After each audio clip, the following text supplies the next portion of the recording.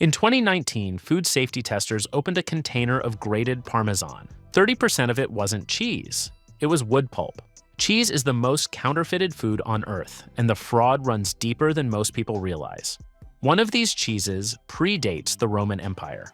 One sued 26 countries and won. And one has been aging in the same cave in southern France for 600 years. Parmigiano Reggiano, the most imitated cheese on Earth. Every wheel must be made within 4 provinces in northern Italy, the same way it has been made since the 13th century. 400 liters of milk, 20 days in salt, at least 12 months of aging. The white crystals inside are not salt, they are tyrosine, an amino acid released as proteins break down. More crystals mean more time, and that is exactly what counterfeiters cannot fake. Here's what should make you angry. Outside Europe, the word parmesan means nothing. Any producer can use it. In 2019, American regulators found pre-grated parmesan products containing up to 30% wood pulp filler, one of the most regulated foods on Earth, and one of the most faked. But that's not the full story, because the most misunderstood cheese is the one everybody thinks they already know. Mozzarella. Would you believe me if I told you that no one has ever actually tasted the real thing? True mozzarella di bufala uses milk from water buffaloes, twice the fat content of cow's milk. That fat difference creates a richness and liquid center that the cow's milk version simply cannot replicate. What the rest of the world calls mozzarella is fior di latte, cheaper, blander, and the default for every commercial pizza on Earth. It behaves completely differently when melted. Real bufala is sold within 48 hours. After that, the texture breaks down. The vacuum-sealed block shipped across oceans is a copy of a copy. A $30 billion global market. And almost none of that money is for the original. And here's where things shift.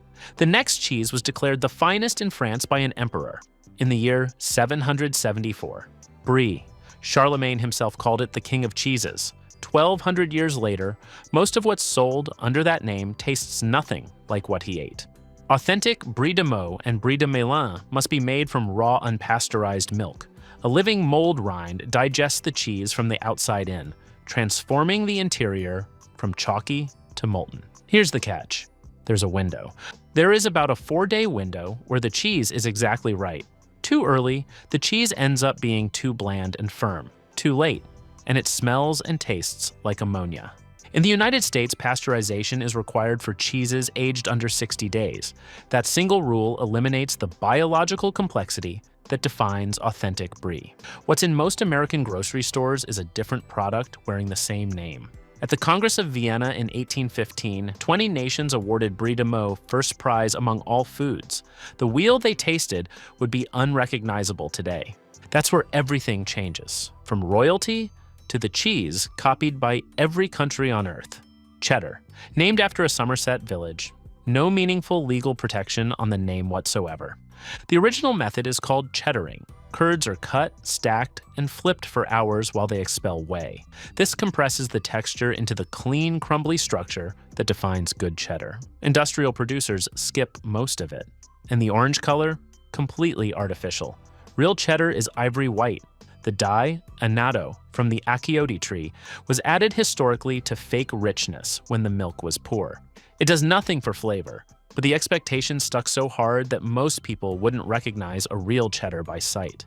Properly aged farmhouse cheddar, 3 or 4 years, splinters cleanly with calcium lactate crystals and a flavor that stacks sharpness, fruit, and grassiness at once. But the real split happens next. A cheese that took 26 countries to court, feta. The cheese that sued the continent and won. In 2002, the European Court of Justice ruled that feta can only be produced in specific regions of Greece from Greek sheep and goat's milk. At least 70% sheep's milk, brined for months. Denmark, Germany, and over 20 other countries were making feta at the time. They had to stop. They challenged the ruling. Greece won again.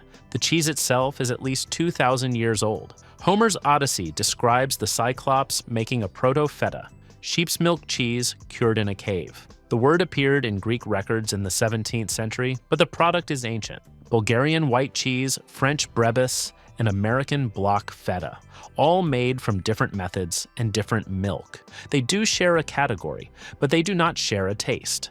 But that's not even the most extreme part.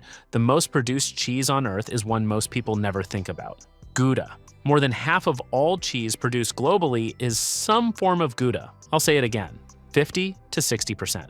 It became the world's cheese for one reason: it aged exceptionally well on ships. The trade routes came to the cheese. Now, aged Gouda is where the real story lives. Young Gouda, mild and soft at 2 months. At about 18 months, it's firm and sweet, with crystals forming. At 36 months and beyond, the cheese becomes something else entirely. Dense caramel brown, intensely sweet and savory, rivaling the finest aged Parmigiano. The Netherlands still produces wheels aged up to 60 months. Bourgogne Gouda, made from raw milk on traditional farms, stands with the best cheeses of Italy and France. Roquefort, the oldest legally protected cheese on Earth. 600 years. One cave. In 1411, King Charles VI gave the village of Roquefort-sur-Soulzon a legal monopoly. Only cheese aged in the Combalou caves of southern France can be called Roquefort. That protection has never been broken. The blue veins come from Penicillium roqueforti, a mold that lives naturally in those limestone caves. Wheels are pierced with up to 48 needles. Oxygen channels feed the mold, driving blue-green veins through the interior. Producers have tried to replicate the conditions elsewhere. It never works. Something in those cave walls, which includes centuries of biological activity, affects the final product in ways nobody can fully explain. So this means that other producers surely can copy the process, but they cannot copy the cave. This cheese is sharp, salt-forward, and intensely complex. It has a creamy sheep's milk base counterbalanced by aggressive veining. And here's a detail that matters: dissolve it into a pan sauce, and it transforms completely. But the real surprise is the next one, the newest cheese on this entire list. Burrata, invented in 1956, by accident. A man trying to use up scraps created a global obsession. Lorenzo Bianchino Cieppa, a cheesemaker in Puglia, had leftover mozzarella curds. He wrapped the scraps with fresh cream inside a pulled mozzarella shell, tied it at the top, and sold it. Pure thrift. The name comes from burro, which means butter in Italian. Cut it open and the inside pours out. Shredded mozzarella soaked in heavy cream. The contrast between the firm shell and the liquid center is the entire concept. Fresher means runnier. Like mozzarella di bufala, it deteriorates in days.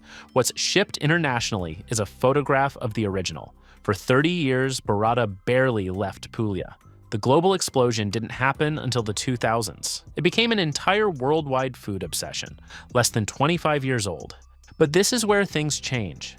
The next cheese predates Rome itself. Pecorino Romano, a cheese older than the Roman Empire, and mostly made in Sardinia, not Rome. Pecorino comes from pecora, which is the Italian word for sheep.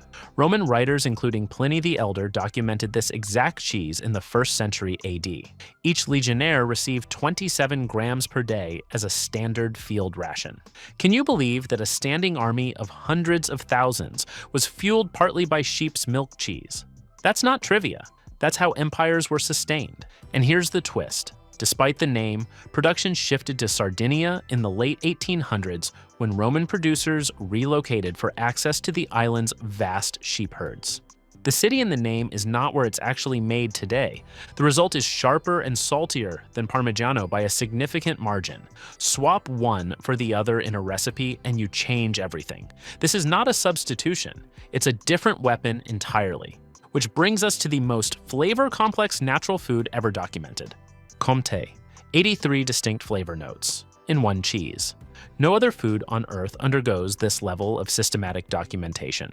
From the Franche-Comté region of eastern France, the cows graze on mountain pasture where the plant composition shifts with every season. What they eat transfers directly into the milk, and the milk directly into the cheese. You cannot separate the landscape from the flavor. Specialists called affineurs do nothing but age Comté. Minimum 4 months, premium wheels go to 36. And here's where it gets interesting. 2 wheels from the same dairy, aged by different affineurs, can taste completely different. The same starting point, radically different results.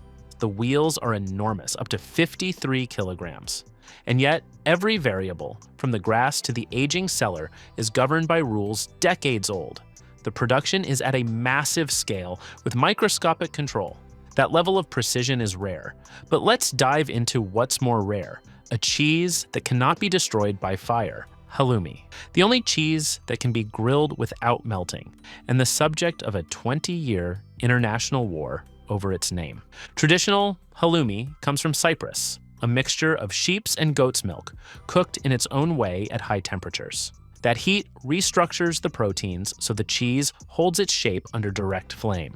Throw it on a grill, and I promise it will not collapse. The exterior chars. The interior stays firm and slightly squeaky. It looks simple and the chemistry is precise. Cyprus applied for EU protected status, but the island has been politically divided since 1974. The Republic of Cyprus claimed halloumi. The Turkish Cypriot North claimed hellim, which is the same cheese but with a different name.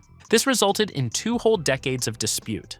The PDO was finally granted in 2021, covering the whole island. Exports have increased over 300% since 2000. The UK imports more halloumi per capita than anywhere on Earth. And yet, none of it compares to what happens when the landscape is so extreme that the cheese cannot be replicated anywhere else. Manchego. Made in La Mancha, the same region Cervantes set Don Quixote. In the novel, Quixote eats manchego with olives and cured ham. Spanish tapas bars serve the exact same plate today. 4 centuries have passed, and the same combination exists today. Manchega sheep have grazed this dry, hot plateau for over 2,000 years. Extreme heat, scarce water, minimal vegetation. That hardship produces milk that is richer and fattier than standard sheep's milk. The landscape is built into the cheese. The crosshatch pattern on the rind traces back to molds woven from Esparto grass. Now replicated in plastic, but still the visual fingerprint of origin. And here's the part that changes everything. Independent testing confirms that Manchego, made in La Mancha, produces flavor compounds that cannot be replicated with identical Manchega milk outside the region. Move the milk, you change the cheese. The land is literally in the flavor. That's measurable. And it leads to the final twist. The cheese everyone remembers wrong. Gruyere, the cheese the world associates with large round holes. And this cheese officially has no holes at all. Gruyere is Swiss, produced in the canton of Fribourg since at least 1115 AD. Raw cow's milk, minimum 5 months aging, strict geographic zone. Genuine Gruyere has few to no holes. The occasional small ones are called eyes. And excessive eye formation is considered a defect. The holes belong to Emmental. Decades of American marketing collapsed the two into one image. What most people picture is, in many cases, not Gruyere at all. In 2021, the EU and the United States entered a formal trade dispute over whether American producers could keep using the name without geographic restriction. The US won. Switzerland filed a formal objection. Gruyere, that's aged for 12 months, called Reserve, runs through dairy, fruit, salt, and a nuttiness tied directly to the alpine pasture. The milk goes from farm to dairy within 18 hours. Speed is part of the recipe. And that's the thread running through all 13. If you want every type of wine broken down the exact same way, that video is on screen right now.